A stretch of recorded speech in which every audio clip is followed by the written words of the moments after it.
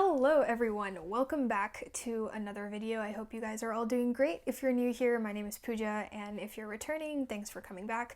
And let's just get right into the video, but before we do that, make sure you hit subscribe, like this video, and leave a comment if after this video you have something to say about all the things that I have to say. So without further ado, let's get started. So 2020 is almost over. Thank God. This has been a dumpster fire of a year. It's been so hard for so many people, and we're almost at 2021 now, which is exciting because hopefully that means it can be a better year. I know that just the date changing isn't going to magically fix all of our problems, but it does kind of feel like a new chapter is beginning in many ways, which is great, and hopefully things will be better in 2021 than they have been in 2020 for everyone.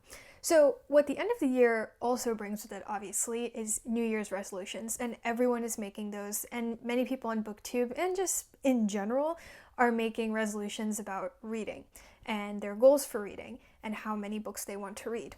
And that's kind of where I have an issue. A lot of people set numeric reading goals. They'll say, I want to read 50 books this year, I want to read 100 books, whatever it may be, whatever is reasonable for you. And platforms like Goodreads and stuff like that encourage us to do these things, and then on BookTube every month we see these crazy TBRs, and then at the end of the month there are these wrap-ups where people are like, I read 30 books this month, and it's like, oh my god, like, I couldn't read 30 books this month, am I a failure? And the answer is no. And I don't really like these numeric reading goals because, one, they kind of encourage people to read shorter books rather than things that they're actually interested in just to meet some arbitrary number of books that they've read in the year. Two, when you have a difficult month or a difficult period in your life or something's going on and you can't meet your number that you set for yourself, it stresses you out a lot, and that's not great. Reading should be a hobby. It should be something fun. It should be something that you do because you love it and not because you're stressed about reaching some kind of numeric goal. But I do think that setting goals when it comes to reading is a great way to expand the types of books that you're reading and just expand your knowledge in general. So in this video, I'm going to be sharing 5 ways that I think you can set healthier reading goals rather than just setting some numeric reading goal that is probably just going to stress you out and honestly not add a ton of value to your reading journey. So let's get right into it. Okay, so the first one that I have is genre expansion. Now this is pretty obvious, and I think it's great when people have certain genres that they love to read. A lot of people on BookTube liked reading fantasy novels or sci-fi novels, things like that, and that's awesome. You should definitely read those types of books because they make you happy. But I think it does add a ton of value to read outside of the genres that you're familiar with, because just because you love one genre doesn't mean that's the only genre you have to love. It could mean that there's all these other possibilities out there, but you've kind of closed yourself off to them. So one thing that you could set as one of your reading goals in 2021 is to read a genre that you haven't really explored before, and who knows, you might like it. And for me personally, that is actually going to be poetry. So I started writing a lot of poetry this year. I've always kind of wrote a lot of poetry, but I started to actually try to get things published and clean things up so that I could send them to other people and share my work. And I realized in that process that I have a lot of ideas and I have a lot of first drafts, but it's hard for me to sort of understand the mechanics or the techniques or the science when it comes to poetry. And I think for that, I do need to expand my reading of other poets' work. So for me in 2021, I'm going to be trying to read a lot more poetry so I can learn from people who are both contemporaries as well as the greats of the past. So that's what I'm going to be doing to sort of expand the genres that I read. Okay, number 2 is to try and read more memoirs. Now, anyone who watches this channel knows that I love memoirs. I think they just provide some really, really interesting insight into the lives of people that are so inspirational. I think more so than a biography or a history book, a memoir can really give you insight into a person's thought process and what motivated them and how they actually did the things that they did. And I think that can be really powerful. So I think it's great to just like understand those things, but it can also give you a lot of lessons that you can apply in your own life. So I'd encourage you to try and read some memoirs by people that you would like to emulate, that inspire you, that you admire, and try to learn how they approach the world and then see how you can incorporate those approaches and those lessons that they've learned throughout their lives into your own life. So for me, again, like I said, I've sort of been trying to get more in touch with my creative side this year. I used to do a lot of creative things throughout like growing up and college and stuff like that. And once I graduated college in 2019, I started working a very corporate job and definitely felt like my creativity was being stifled in that environment a bit.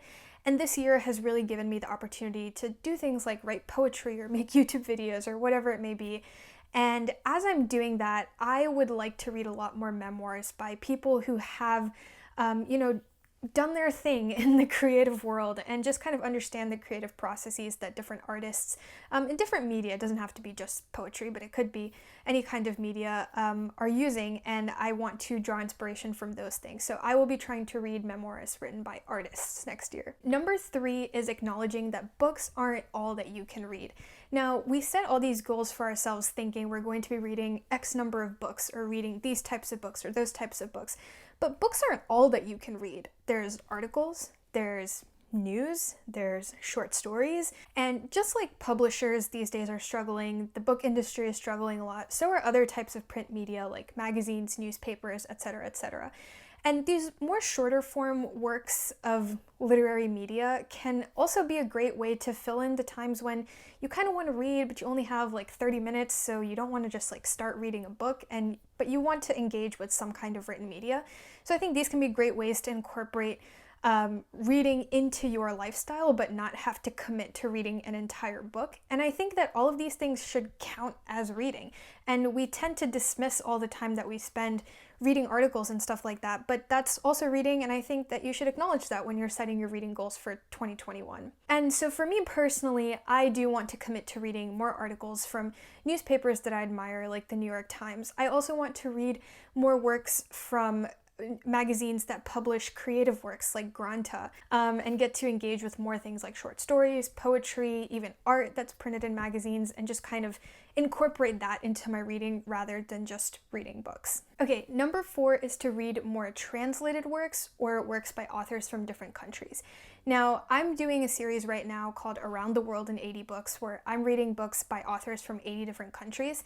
I'm about halfway through this goal now, so I've kind of run out of countries that I have personal familiarity with, as in I've traveled to or I know somebody from those countries, and I'm starting to get into parts of the world that I honestly have no exposure to, and that's kind of been the most enriching part of this journey, to learn about countries and cultures and people who I normally would never have a chance to engage with, especially right now when it seems like this pandemic isn't necessarily going anywhere the next few months at least, while vaccines and stuff are starting to be rolled out.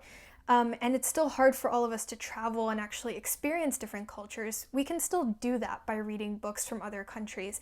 And I think that the work that you can see in different countries that isn't your own can provide you so many insights into how other cultures operate, how other people think about the world, how they approach the world, the kinds of lives that they lead, and the things that tie us all together as humans. Because what I found is, despite the fact that the books I'm reading are written by people who have vastly different life experiences from me, there's something that kind of brings us all together and makes us a collective thing called humanity. And I think that that's beautiful and something that I think you should definitely incorporate into your 2021 goals. And then number 5, or the last thing that I would encourage you to think about when establishing reading goals for 2021, is to just balance reading as learning and reading as relaxation. As I said before, reading should be a hobby. It should be something fun. It should be something that adds value to your life, and not only adds value, but also isn't exhausting. It should be something that is relaxing, that's fun. And that's a philosophy that I firmly believe in, and I don't think it should ever feel like work. We already have tons of that. We already have tons of things that stress us out in the world. This should be something that just brings us joy, helps us learn, and does it in a way that feels positive and just makes us feel good in our hearts. So I think that keeping that in mind as you're setting all these goals and just kind of treating reading as something that's fun and relaxing is super important. And if you're going throughout the year and you are seeing books that you start reading and you don't like them, feel free to DNF those books. That's totally fine. If you read an author whose views you don't agree with in reality, and it just kind of sits badly with you, but they're like a classic writer, you shouldn't have to read those books. I don't think you should feel compelled to read any specific types of books just because other people are reading them.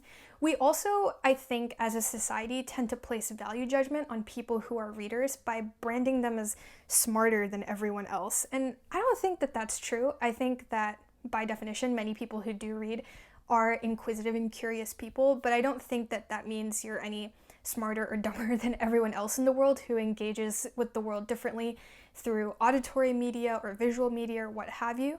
So I think that that's also sort of something we need to get away from and not have that cloud sort of hanging over our heads that's like, if I read 100 books, everyone's going to think I'm smart. We need to like stop thinking about things that way. So I think that just remembering to balance relaxation and balance learning and kind of making sure that reading is just adding positivity to your life is super, super important and something you should definitely think about when you're planning out what you're interested in reading in 2021. Okay, that is all for today's video. I hope that these ideas helped you a little bit as you're starting to plan out your 2021 reading goals. Like I said, I hope these are ways that you can make sure that your 2021 reading goals are not just about hitting some arbitrary number of books or crossing things off a checklist, but actually helping you add value to your life and helping you feel like your life has been enriched by the books that you are reading. So anyway, that's all I've got for you today. And as always, please don't forget to subscribe, don't forget to like this video, and don't forget to comment if you have anything to say about what I had to say. So yeah, that's about it, and I will see you guys next time. Thanks for watching, as always. Bye-bye.